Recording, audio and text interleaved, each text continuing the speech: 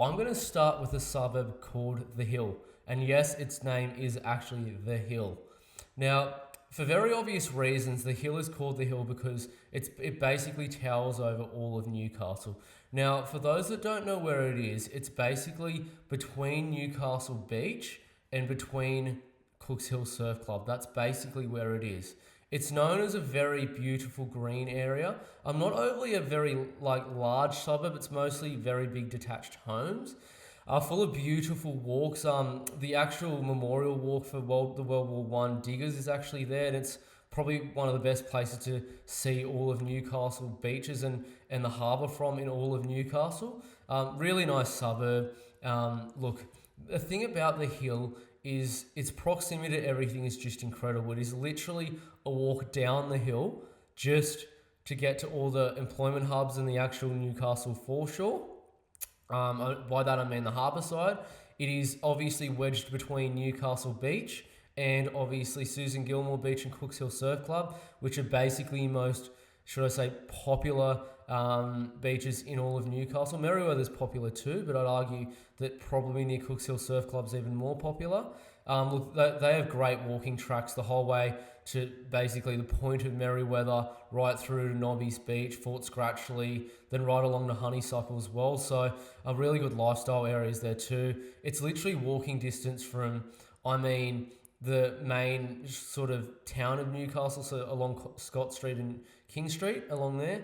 It's only about, should I say, a 5 to 10 minute drive to Beaumont Street in Hamilton. Popular there too. And it's also very close to the junction, which is a nice kind of little small kind of like towny feel suburb centre there too. So look, it's really good for that as well. And look, another thing about the hill is obviously with the large detached homes being everywhere, it's obviously a wealthier suburb in Newcastle. I'd argue it is up there with the wealthiest. Look, there is a couple of apartments there, which obviously does drag down that income level. But if you look at the family income of $2,700 a week, nearly $2,800 a week, that's comparable to some of Sydney's inner west suburbs. And I'm telling you right now, this is actually cheaper than some of them as well. So you can still pick up homes in the hill for 1.5 to about 1.8 million. Obviously, the higher end ones are 2 to 3 million. Look, there's some that are actually even 4 and above in particular pockets, particularly ones that are close to the actual Memorial Walk. Look, beautiful area to live though. It's probably the best location in all of Newcastle. And I'll tell you, it's never going to flood. If it floods, Australia will barely exist. So another good thing about the hill there. Really nice suburb. And for those probably just wanting to settle down and work near the CBD, on a nice family dwelling, it's a very good suburb to consider buying in if you've got that $1.5 to probably $1.8 million budget in Newcastle.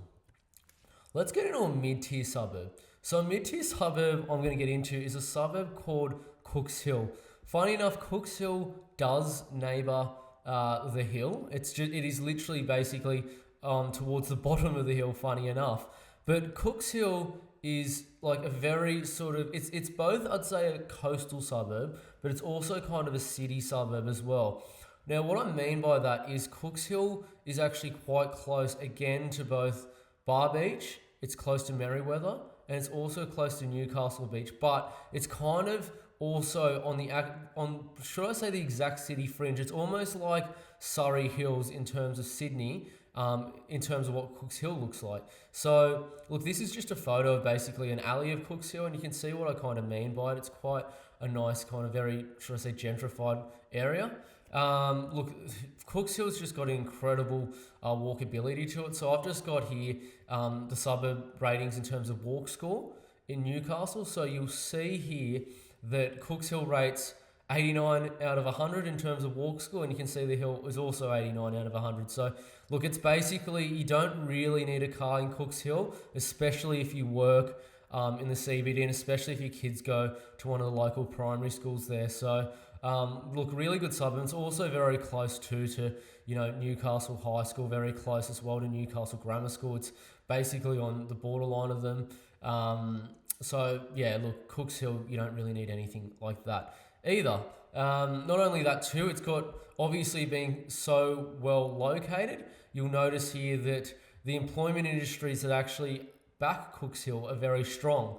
So one is hospitals, then you've got social assistance services, you've got cafes and restaurants, and then education, both in terms of tertiary and secondary education. So what you'll notice there is that 4 out of 5 of those, other than cafes and restaurants, which mainly employ the younger actual population that live in Cooks Hill, are all government industries. So a lot of these actual employees are employed by, I'd say, very strong government-funded industries that will always be there. Healthcare is always going to be there, which is both social assistance, because that would be sit under probably mental as well. Not only that too, but also education's always going to be. The government's never not going to fund education. So look, some very strong backing to the industries of Cooks Hill. Probably everyone's biggest question is, where is an affordable suburb that will perform well in New South Wales that isn't in Sydney? Now, it's a very interesting question because a lot of people think I should go and buy in Mount Druitt, I should go and buy in Campbelltown, I should go and buy in Blacktown or Penrith or somewhere like that. I'm telling you right now, those suburbs, don't get me wrong, you're never going to lose money, but it's the opportunity cost you're going to miss by buying in a suburb that doesn't do as well as the one I'm about to mention. And by that I mean most of those suburbs that I just mentioned will do around 5 to about 7%.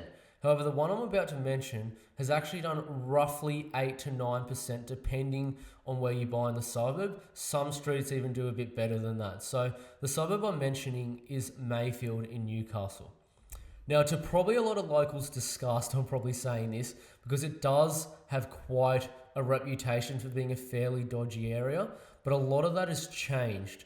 Now, if you took it back 15 to 20 years, you could have said to someone, I live in Maryville or even Carrington, and a lot of them wouldn't want to have dealt with you if you lived in Newcastle because they were known as very rough kind of neighbourhoods. And it's the same as probably Mayfield, or probably about 5 or so years ago, so probably before the 2020 COVID boom and era. Look, Mayfield did have quite a reputation, but what's happened here, it's actually gentrifying quite a bit.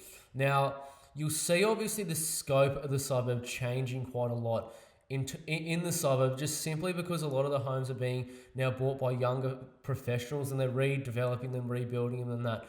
But there's more to that as well. Look, Mayfield's a part of Newcastle's master plan. It's actually in one of the main growth precincts. And what's happened there is, look, the walk scores increased incredibly in Mayfield. So if you just look here, you'll notice that the darker green patches and the greeny tinge patches are areas with greater walk score. So you can see basically around the town centre, you almost have like a CBD-like walk score there. And that's because you've got basically every facility you'd need. You even have some small actual health facilities like physiotherapy, chiros and stuff like that too. You've got the new Coles, the Woolworths, you've got legal firms, you've also got even some finance and accounting firms there too. You've got all the little, should I say, shops as well down along there. So it's quite a good suburb there too. It's got a lot of good services in terms of buses to the CBD, which only lies about, depending on the time of day, anywhere from about 7 to about 12 minutes. Waratah Station, which is at the bottom of the suburb too, also has trains that are only a couple stops from Newcastle Interchange. So look, really good area to consider there. Not only that too, as I said, look, the suburb's actually going through gentrification. So here's basically on the top your 2006 income levels in Mayfield. Then you'll see on the bottom is your 2021. So it goes basically personal, then it goes family, then it goes household. So you'll notice of all three of those, they've more than doubled in recent years. And this is actually only increasing significantly because of the people that are moving into the suburb.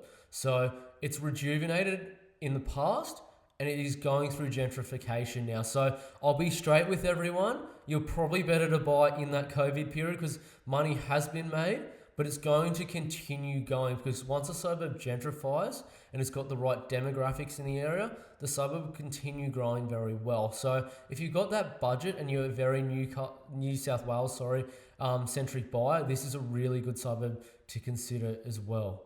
Now, obviously, I've given everyone some good suburbs to consider, but I'd just like to say to everyone, be really careful where you're buying in Newcastle. Now, it's an area that I pretty much know back to front. I almost know every street in the suburbs I've mentioned, and I pretty much know where floods, where doesn't, what the best side of the street is, what sort of people live in there, what the right stock is to buy there, why you'd buy here at a certain budget level, how you get the best yield out of it, what council will let you do, and all those sorts of things. It's quite a development pro council, but just really consider buying, like where you're buying in these suburbs, because there are still some quite dodgy pockets, and there also are some parts that are known to flood badly and have quite bad traffic congestion and noise. So just consider that too.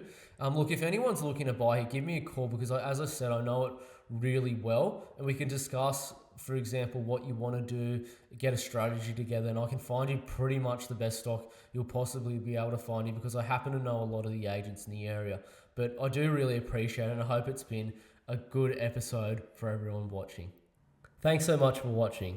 Please subscribe to the channel, and if you're looking for a buyer's agent in Australia's best performing suburbs, be sure to reach out via www.compoundinvest.com.au. Thanks again, and welcome to the channel. I'll see you on the next one.